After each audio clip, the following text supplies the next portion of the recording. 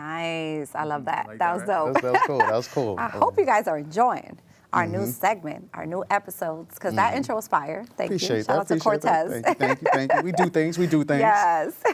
Welcome back, y'all. Sit fearlessly, industry uncut. Yes. We getting down into these conversations. We're talking about everything that's going on currently right now. So we definitely want to hear you guys' opinions. We were just talking about that. We were looking through the comments. Yeah. You guys have not been shy about your opinions. And we like to welcome perspectives on all sides too, so please keep them coming. Exactly. That's the only way that we're going to be able to put out information, right? We have to hear both sides of things. We have to, we try to get you the real up-to-date information, like no cap.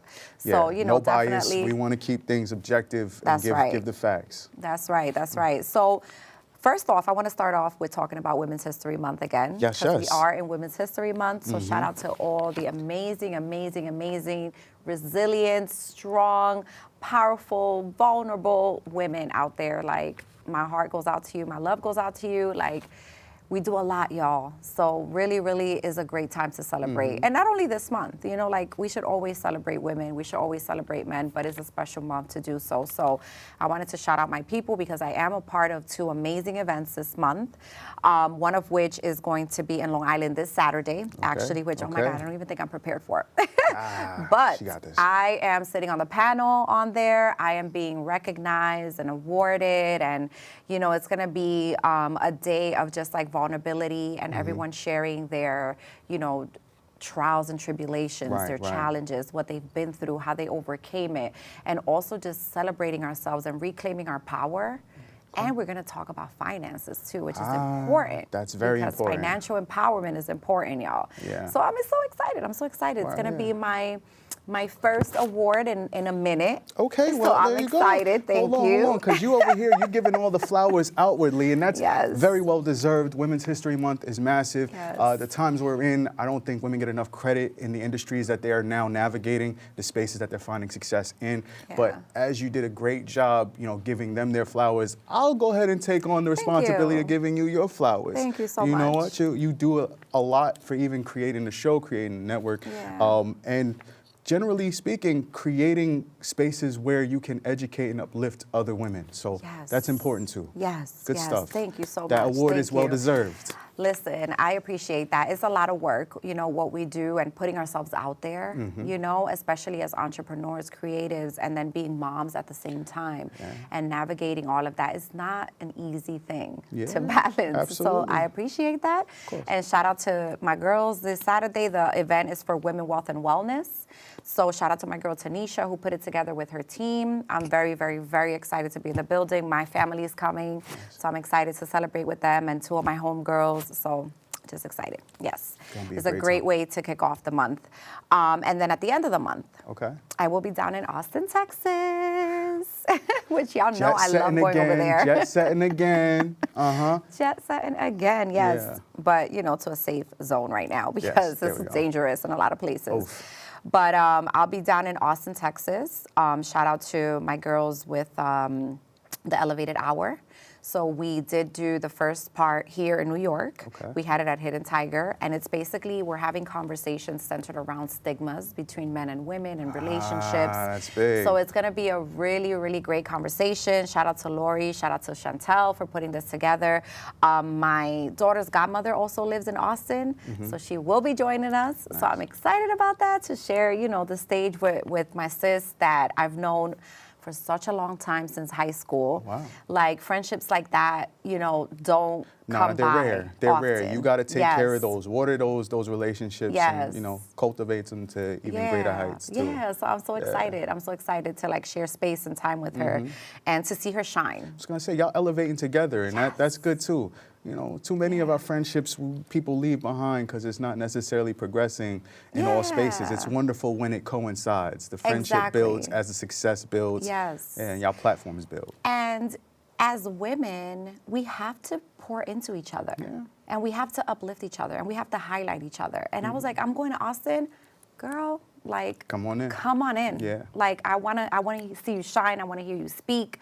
So I'm very excited about this. Yes, like I very said, excited. creating platforms for other women. That's beautiful. So if you guys want to come down to Austin, Texas, come. come and meet us. There we go. Hey, man, that might be an invitation I take serious. Let's go. Yeah, Let's go. I love Austin. I love Austin. I love Houston. Like, Texas has a special place in my heart. So we will be there having some fun. Awesome. But let's dive into these conversations. Well, we have some juicy stuff to talk about. I know, and you gave us a nice little reason for the conversation. Yes. You and your expertise in finance. Yes. There's a couple people I can think of that might need some of that right about now. Not to mention, it's great that we can give that financial knowledge, financial literacy to the community, but specifically, Mr. Quavo has got himself into some financial hot water.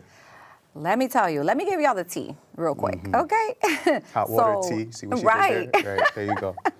So rapper Quavo, known for his work with Amigos and as a solo artist, is currently facing a federal tax lien from the IRS totaling nearly $3 million for unpaid income taxes over multiple years. So they're saying he owes $915,000 from 2021, $887,000 from 2022, $1.1 million from 2023. Y'all, the IRS doesn't play. I don't know why y'all keep playing with the IRS. No, don't play with the IRS. Yes. Yeah. So the IRS filed a claim indicating these amounts remain unpaid and they have placed a lien, which means a legal claim on his property and assets until the debt is resolved. So he has to pay or they're going to take his assets. Yeah. That's it. I will say this, right?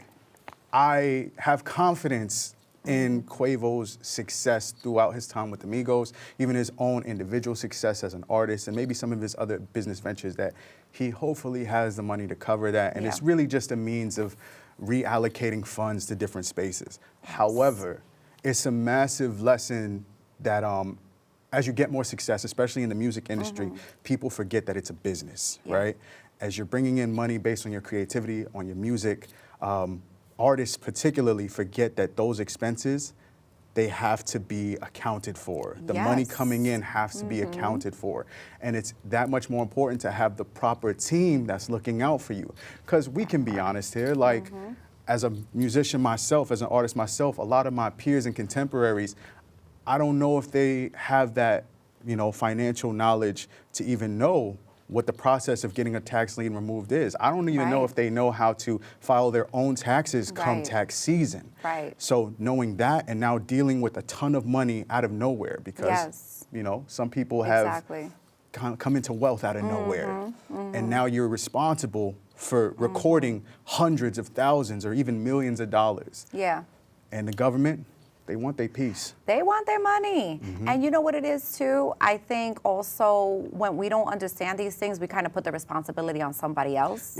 Without doing checks and balances. You know what I mean? Because come on, like we have to catch these things, right? We have to understand a bit of tax law, a bit of financial, empowerment, because we can catch these things if that's the case. And we definitely should have checks and balances together because like you said, somebody that's a musician, they're coming in with an influx of money. So they're moving it around. They don't even know what they're doing. Most don't even know their expenses. Yes, I know exactly. Some of the key terms y'all probably familiar with is like a 360 deal, right? In which case, just to break it down really quick, a lot of artists come in, they get an advance from the record label, but then they don't know that in the course of their performances, their tours and stuff like that, even their musical production, there's bills that they are responsible for paying. You might have to pay for the studio, you might have to pay for the tour bus, you might have to pay for the band, for the audio-visual equipment. The venue you might even be responsible for if the gate isn't right? If you don't know all of these things, some of them even mismanage the money to have that when there's time to pay up. They don't know that they're supposed to recoup. They don't know that they're supposed to get that money back and give it back to the label, that essentially your advance money was a loan. Right. And you also have to be careful how you're getting the money and where you're getting it from. Because if the IRS finds out you're getting any type of income from somewhere else that you're not reporting, that's a problem. So you have to be careful. There's a fine line. But I wanted to talk about trust a little bit when it comes to this situation, right? Because there has been a lot of conversation, well, at least in my world, because I'm in the finance world, and I'm also still learning. I know what I know, but I'm always a student and learning more. So I wanted to bring in the conversation around trust because we have been getting educated on what a trust is and how a trust is important and how it protects your assets and how you should put, all of your assets under a trust because it's more protected, right? Yeah. So when it comes to a trust in a situation like this, there's a revocable trust and an irrevocable trust, right? So for those of you who don't know, a revocable trust is considered yours. So that means the IRS can attach a lien to it, right? So that means everything you put in that trust is considered yours, right? It's not considered under the trust, right? Meaning it's not under the trust in its entirety, you still own it, right? Irrevocable trust is a stronger protection. But if created after the tax debt arises, then the IRS can argue that it was fraudulently created. Yes. So it won't be protected.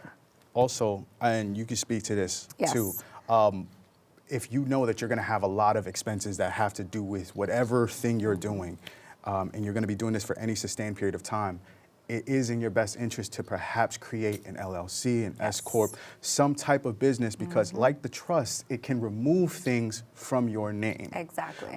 Now, that being said, there are still different taxes and stuff that you will be responsible for. Right. However, it's just different than your personal taxes and being responsible for that versus being able to take advantage of some of the tax loopholes or write-offs that would be beneficial to you. And I'll tell you straight up, our community does not take advantage of enough of those. It's so true. And our community doesn't take enough advantage of classes that are being offered with this education, okay? Because believe it or not, that is the first big mistake that a lot of people do when they start their business, is choose the type of business formation that's easier to start. For example, a sole proprietorship. And they don't understand that a sole proprietorship does not protect their assets at all. No. So if anyone sues your business, if you have debt in your business, that all falls under you. You as the individual are also still essentially the business itself. Exactly. That's why it offers no protection. Yes. So, that's one of the things that people need to learn before they even think about starting a business. And it's literally as easy as asking a question, guys. So don't get yourselves in those legal troubles, because also in New York City, it is not easy to, I believe it's difficult to transfer one business structure to another. You have to dissolve it. So it's best to start with the legal structure that you feel is best for your business. Yes. Now, let me go ahead and give you a little cheap plug, because I know you're not going to do it yourself. Right. This woman to my right here is extremely well versed in financial literacy, and she needs you guys to take advantage of that by contacting her. This is a resource. Thank you. She's a resource for the community. She's a resource to, again, create opportunities for knowledge yourself. So make sure y'all do that. Tap in. Yeah, I appreciate that. And, shout out also to the New American Chamber of Commerce. I'm working very closely with them. So thank you for that alley-oop, because we are actually launching a cohort in April. I'll give you guys the date as soon as we solidify everything, but we're launching a cohort, and this is the type of conversations we're going to be having in this cohort. So you guys stay tuned. I will share all the information and join, because this is important, guys. We need to keep our money. That's how the rich keep getting richer, because they understand this, or they have someone in their team that understands this. Speaking of, you got not just the tools to protect your money, but the tools to get you a little bit out of some hot water, some trouble as you create your businesses. I believe Miss Pinky, right? Yes. From let's just talk about some of the tools. The key word here is bankruptcy. Yes. And let me give a little background before we get into it, because I also love how she got ahead of this, and we'll talk about it in a second. So Aisha Pinky Cole is the founder of the popular vegan comfort food empire Slutty Vegan. And she has filed for Chapter 11 bankruptcy protection in U.S. bankruptcy court in Georgia. The court filings list roughly $1.4 million in debt, including more than $1.2 million owed to the U.S. Small Business Administration from COVID-era loans, and about $192,000 in state taxes. This bankruptcy filing is personal to Cole, though it can have implications for her majority-owned restaurant brand. So that is what's happening. Now, everyone was speculating as soon as this came out, like, oh, she's in went debt, broke, she da, broke. da, da. No. That's not the case. People. So Yes. this is where financial literacy comes in and understanding some of the tools that are at your disposal. Yes. Bankruptcy, as much as it is a term that comes with some negative connotations, some of the more successful businesses of the world, you will find that they have engaged in bankruptcy. Yes. Why? Because it is a tool for restructuring, Yes. especially the Chapter 11 that she engaged in, right? Yep. Chapter 11 bankruptcy, it puts a hold on a lot of the debts Yes. and that lenders are looking to collect on. It allows you an opportunity to restructure. negotiate with them, Yep. and even close down different aspects of your business that were not so fruitful. Yes. I believe she has maybe, 14 different? Yes, I think it was 14 or 15, and she closed 5 of them. Yes. Yes, I believe. So in that case, let me just go ahead and give big ups in Women's Month, right? Yes. That she has such a successful business that she has multiple locations, and even upon seeing this little financial setback, has the wherewithal and knowledge to navigate out of it. Right. And, honestly move upward, because Marvel has done bankruptcies. I believe Kraft Foods has done bankruptcies. Even our President has done multiple. He's notorious for bankruptcy. And that has not stopped the financial moves of any of these organizations. Exactly. I even believe maybe Microsoft at one point has engaged in certain aspects of this as well. Yeah, so absolutely. And also, this is why we were talking about, what we mentioned before about the different business structures, right? This is also why you want to position yourself in the right way, because let's say you're not Miss Pinky Cole and you don't have 15 businesses, you have 1. Yeah. Right?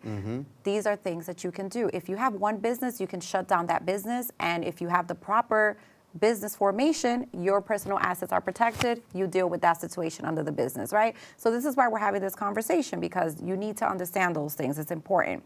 But I love what Miss Pinky Cole did and how she got ahead of it. Get into and it. how she put her little video breaking down what each type of chapter for bankruptcy is, okay? And her chapter 11, it is in liquidation. It's a legal process, like Cortez mentioned, that allows an individual or business to reorganize debt under court supervision. So that means we're not gonna shut you all the way down, we're gonna give you time. So this is basically her asking for time to restructure everything so that she can be able to get a payment plan that she can afford, start paying things back, keep her business operating. And as much as I want to give her credit just for the financial aspects of this, I think this speaks to the larger picture of how we should deal with things within our society. Yes. She took that energy, all of the negativity that was going to potentially come her way, and she transformed it into a teachable moment.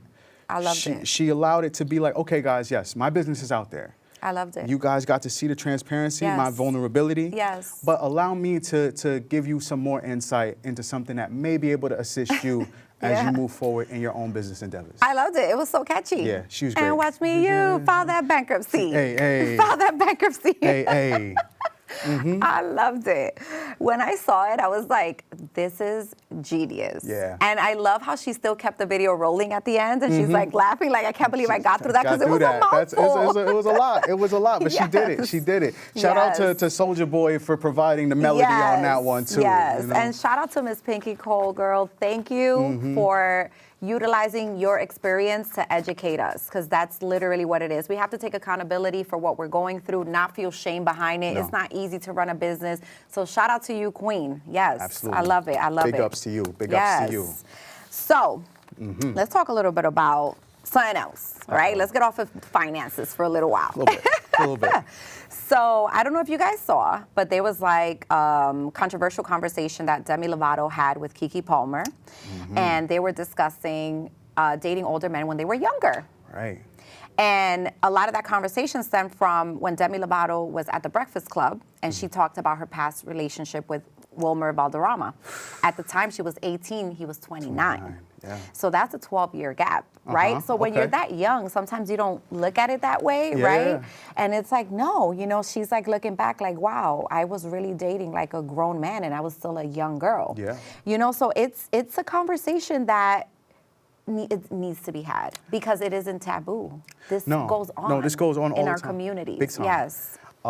I think one of the things that we have to be aware of, right, is as we move into any dating space, right, you have to kind of know yourself in order to know what you want, know what you don't want, and also how to maintain yourself as you take on somebody else. Right. When you're that young, probably don't have that going on with you just yet. Those are kind of your formative years. Yes. And I can see how let's predatory it can be. Yes, exactly. Like I said it, guys. There's a level of this, right, when we're dating, that you want to have somebody who you feel you can depend on and everything else. But there's also something to be said with going to somebody who has nothing or has not had a chance to have anything at all, right?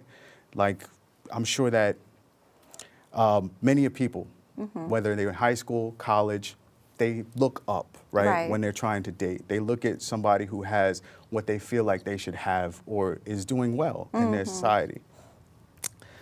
A 12-year gap is certainly going to provide an opportunity for that. Yes. But it's also provides a level of not really being able to hold your own in the relationship yourself. Right. And that can be taken advantage of Right. in the wrong hands. I mean, it's so many different conversations we can have around this because there's also been, you know, I've heard things before where people have said older men sometimes date younger women because they can mold them. Yes. Right? So it's just that conversation around, like, what is your intent?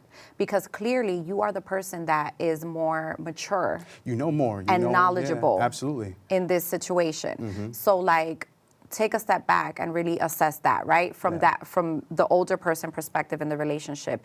And as a young person, I mean, I think that as a family member of these young women, right? Yeah. I've been there.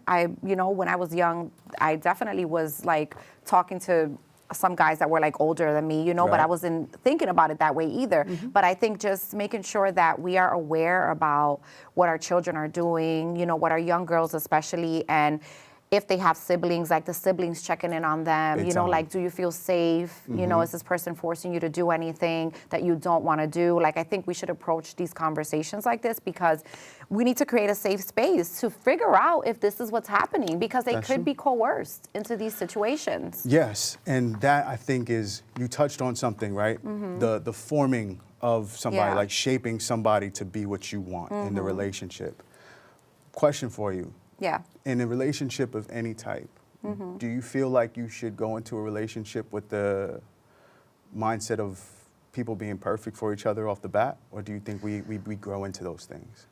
I think we grow into those things. I think that, especially when we're younger, like that is the time to grow. Right. You know what I mean? Because you're growing yourself. So it's like, yes, you aspire to one day have a partner that is mature, that understands what they want in life, that has some of the things you want them to have in life.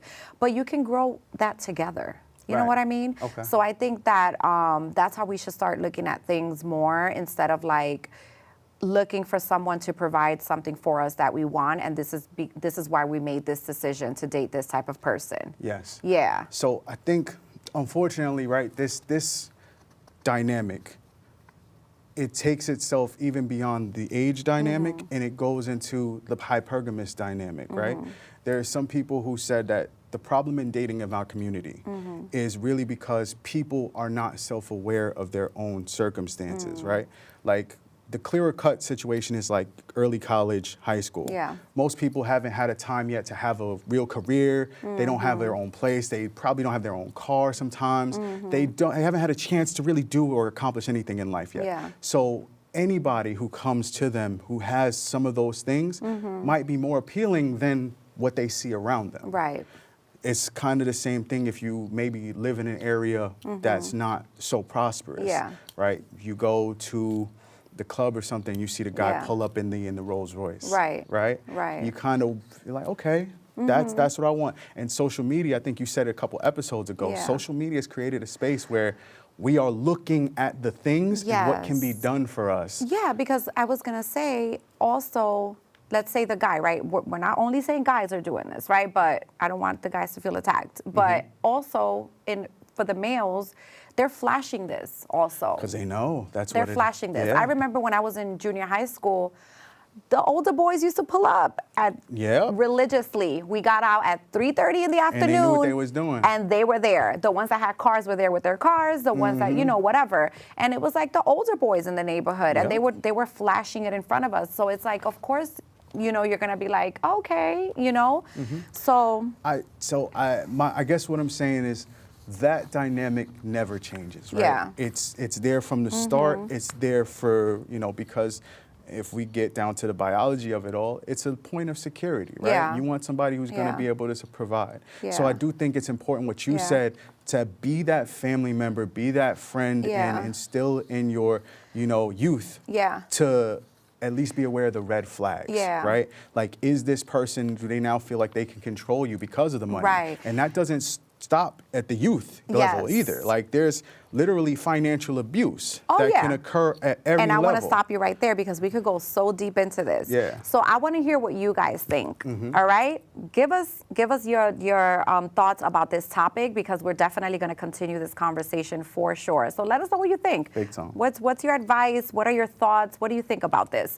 Because we only have a couple minutes left. So I want you to talk real quick about Apple AI slop, and all of that that's going on. But we only have a couple minutes. But let's dish it to them, and then we'll So right now, if you've been living under a rock, then you might have missed this influx of AI content, right? Now, we're not just talking about movies, but that started a big issue with the production houses as well, replacing writers and everything else because AI was taking their jobs in regards to that. But now it has moved into music. Yes. AI voice generation. Now, Apple Music has taken steps to put tags on music that has used AI or who has been assisted by AI, we'll say. Right. Problem is that it becomes harder and harder every day to determine the difference. Yeah. Be aware of the music that you're listening to. Be aware of the clips that you watch. And most importantly, artists. I don't want to say this as like an ill warning, but make sure that you are some of the first people to protect the integrity of music. Yes. Because as businesses, as labels, as all of these different people get more access and AI gets more advanced, the creativity and originality of music may suffer. Yeah, absolutely.